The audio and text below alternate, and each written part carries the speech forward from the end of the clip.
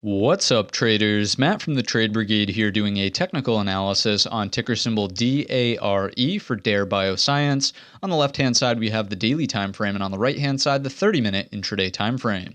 First things first, this will, of course, be an update. We talked about it just the other day as it halted and remained halted into the actual after hours, and certainly on today's session, fading off kind of as we expected underneath that $2.43 mark. Now, it's not like anyone took advantage of this, right? I mean, it's hard to borrow. You're not going to short the shares, and obviously there's no options chain in here. We're not saying that, but what we are saying is we kind of advised to stay away from the stock if we broke down under 243. That's exactly what unfolded here. From the 30-minute perspective, we're getting a bit of a 30-minute bear flag. That's obviously a bearish structure, and we would look for continuation lower into the next daily support, which is coming from here, the prior breakout point at $1.78. So the chart really isn't looking phenomenal. If we take out the Fibonacci's just to get a sense of where we're at from that perspective, what you'll notice is that the dead cat bounce into the end of the day never really even made it to the 38.2. So all things considered, this stock is probably not one that you want to be fishing for longs in, noting that one, it's exhibited halting nature. So again, you never really know when and if this is going to halt, or if it will halt where's it going to open, right? It could be,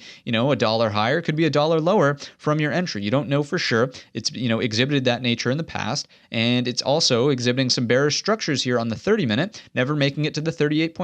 I mean, everything about this is just kind of saying stay away until we get a tradable pattern or some sort of massive momentum break. Notice what happened with volume throughout the entirety of the day. It really faded off, right? Volume was flowing out and really just tapering back off to what we would say is like kind of more reasonable, right? So it's not like new eyeballs are hitting this thing and everyone's excited about buying it. As a matter of fact, it would just seem to me that anyone who got suckered into buying in on the halt there is actually just unloading the position for a loss. So all things considered, Dare is probably something to stay away from until we either get some sort of break and retest. So again, we already got the break. Let's see if we can get a retest of 178 and put in some sort of bullish structure. So be it a double bottom off of that level, break of the neckline, could be a big inverted head and shoulders, right? It would just require some structure down here at that level to get re-involved to the long side. And obviously, as we know, we're not going to take advantage of any downside. It's basically not possible to short something like this. The only way to get involved, if it does not get down here